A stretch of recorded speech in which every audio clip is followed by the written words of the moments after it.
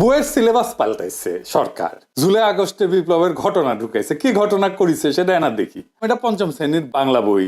দেখেন, হাসিনার নাম নেয়নি, পরে মনে হয় পুলিশের দায় শুধু। আওয়ামী লীগ নাই, ছাত্রলীগ নাই, গণঅভ্যুত্থানের বিরুদ্ধে মেইন কালপ্রিটের নাম নাই। এরা বাচ্চাদের কি শিক্ষা দিতে চায়?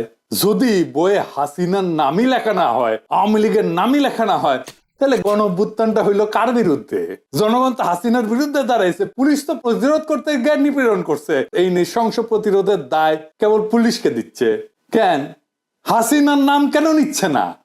বাচ্চাদের জানা উচিত না হাসিনা জোর করে ক্ষমতায় থাকা এবং তার অপশাসনের বিরুদ্ধে আমরা ফাইট করছি?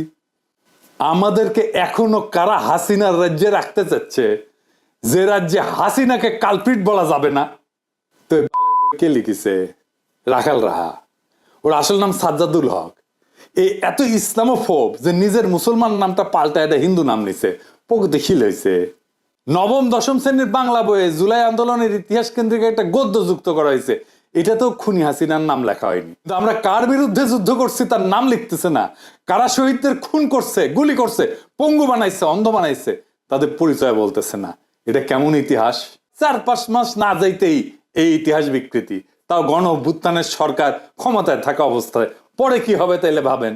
এই বই রাগালরা ঢুকে দিবেন। হারামজাদা বুদ্ধিজীবী দিচ্ছে। এবার বুঝেছেন তো কেন আমি বাঙ্গু সুশীলগের আর বামদের গেলাই?